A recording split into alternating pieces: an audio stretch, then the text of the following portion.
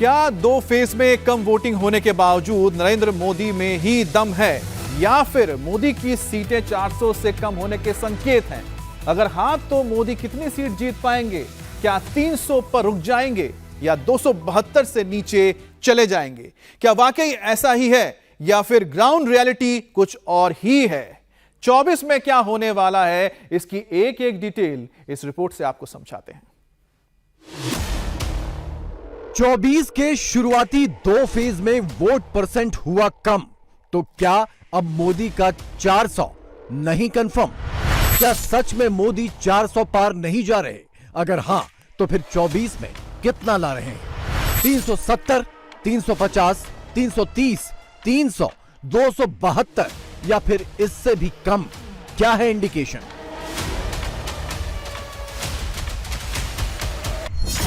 कांग्रेस वाले इंडी गुट को 300, मोदी को 150 वाला पोस्टर बना बनाकर फैला रहे हैं। 400 400 400 चिल्लाकर मोदी को ताने मार रहे हैं। मोदी जी क्या कह रहे थे? 400 पार, 400 पार, 400 पार, 400 पार, 400 पार, 400 पार, 400 पार, 400 पार का नारा, 400 पार, 400 पार का नारा, 400 पार, 400 पार। खरगे धमका रहे हैं, मोदी हार जाएंगे, 24 में बहुत पछताएंगे, ये कह कहकर चेता रहे हैं। डरा डरा के तो उन्होंने ले रहे, हम कहां डर रहे हैं? डिवाइड करने वाले लोग एक दिन पछताएंगे। राहुल के बाद अब प्रियंका भी तू तड़ाक पर आ गई हैं। कभी मोदी को झूठा बता रही हैं, कभी गपबाज अंकल वाली कहानी सुनाकर मोदी के खिलाफ लोगों को भड़का रही हैं।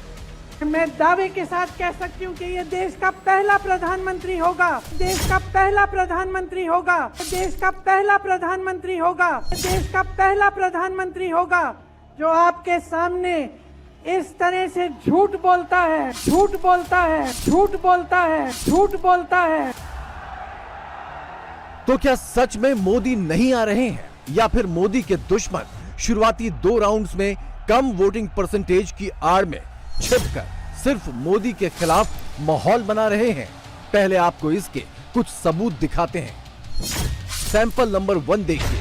यूथ कांग्रेस का अध्यक्ष क्या लिख रहा है? ये कह रहा है मोदी अब 400 पार का नारा नहीं लगा रहे, 7वां चरण आने से पहले ही झोला उठाकर जा रहे। इसी की टाइमलाइन पर सैंपल नंबर 2 देखिए। इसमें लिखा है मोदी जा रहे हैं, इंडी वाले आ रहे हैं। अब सैंपल नंबर 3 यानी पी चिदंबरम के पोस्ट की पहली लाइन पढ़िए। लिख रहे हैं मोदी सरकार तो गई, कुछ दिन पहले तक जो बीजेपी सरकार थी वो दूसरे चरण की वोटिंग के बाद एनडीए सरकार हो गई है। सैंपल नंबर 4 में लालू के तेजस्वी हैं, वो भी कांग्रेस वाली सेम टू सेम बोली बोल रहे हैं। मोदी ने 400 पार कहना बंद कर दिया, यही थ्योरी घुमाए जा रहे हैं। सैंपल नंबर 5 अखिलेश यादव का है, इनका भी यही नैरेटिव है, मोदी 24 हारे इसीलिए 400 पार से हुए किनारे। 400 के पार नारे तो आप जान ही रहे, भूल के हम तो ट्वीट किए ही थे। तो सब लोग जान रहे हैं कि भाई दूसरा चरण आते आते ये लोग 400 का जो पार का जो इनका नारा था ये मोदी जी भूल गए। और हम पहली बार भी बोले थे पहले फेज में कि 400 का जो फिल्म है इनका पहले फेज में ही सुपर फ्लॉप हो गया और दूसरे फेज में तो ये चढ़ा ही नहीं पर्दे पर।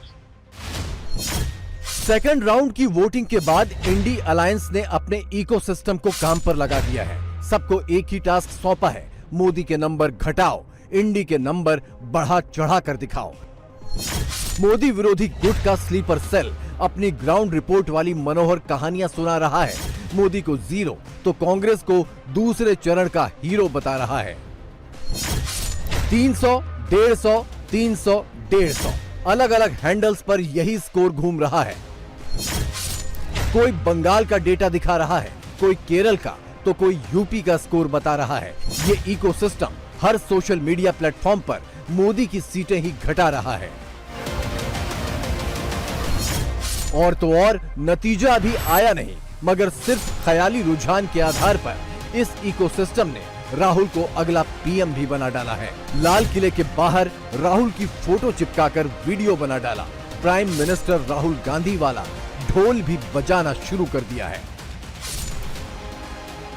खरगे माइक पकड़ते हैं तो कहते हैं मोदी तो कांग्रेस से डरते हैं, राहुल से डरते हैं, मगर अब ज्यादा दिन तक टिक नहीं पाएंगे। मोदी जी भाग के जाने वाले हैं।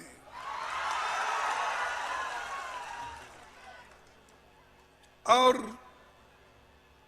मैं इसलिए मजाक नहीं कर रहा हूं, सच्ची उनकी पार्टी हिल रही है और मोदी जी भी हिल रहे हैं। इसीलिए वो हमेशा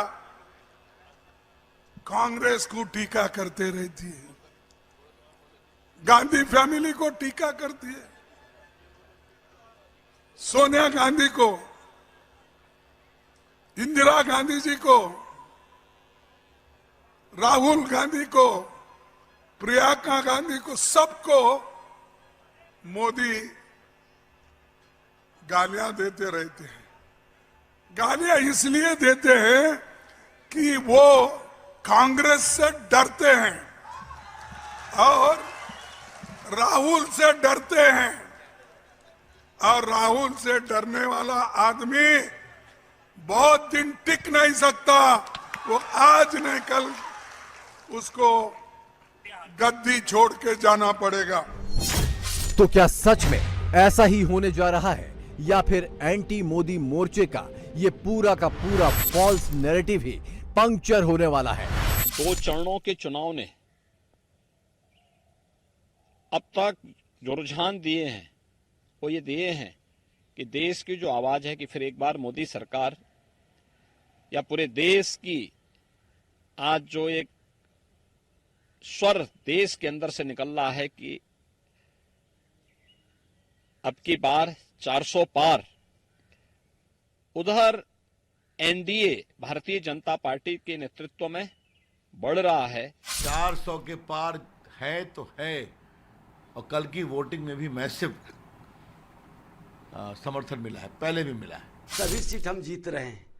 मोदी जी हार रहे हैं, 0 पर आउट हो गए।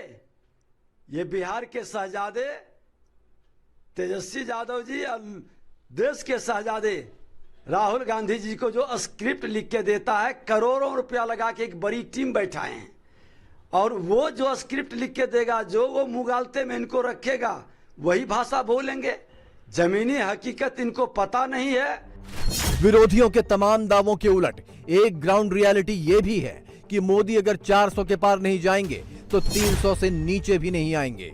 2019 वाला ग्राफ 24 में और बढ़ाएंगे और बहुत मुमकिन है कि 330 सीटें भी जीत जाएंगे। और ये कैसे होगा, ये जानने से पहले आपको कुछ इंपॉर्टेंट बातें नोट करनी होंगी। नंबर 1, 2024 का चुनाव 14 और 19 से थोड़ा हटके है। अब की बार चुनाव थोड़ा ठंडा है, मगर ग्राउंड पर मोदी के खिलाफ कोई गुस्सा नहीं, यानी कोई एंटी इनकम्बेंसी नहीं है। नंबर 2, लोगों को पता है लीडरशिप के मुद्दे पर इस वक्त मोदी के अलावा कोई दूसरा ऑल्टरनेटिव नहीं है, इसीलिए वोट भी मोदी को ही है। नंबर 3, मोदी की लहर 2019 जितनी नहीं है, बावजूद इसके वोटर किसी एक्सपेरिमेंट के मूड में नहीं है। ग्राउंड पर इस वक्त भी देश के नंबर 1 नेता मोदी ही है।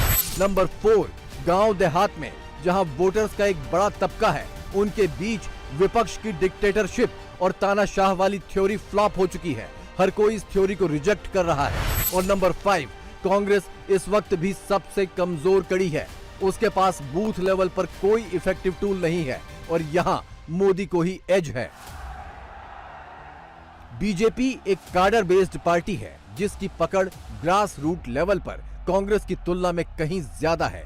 24 के शुरुआती 2 राउंड्स में कम वोटिंग परसेंटेज पर बीजेपी का अपना इंटरनल असेसमेंट भी यही है कि उसके कार्डर ने तो मोदी के वोटर्स को बूथ बूथ तक पहुंचाया, लेकिन कांग्रेस का कार्डर कहीं नजर ही नहीं आया। इसलिए लो वोटर टर्नआउट मोदी के लिए ज्यादा चिंता की बात नहीं है। हमारे कोल्हापुर महाराष्ट्र का फुटबॉल हब कहा जाता है।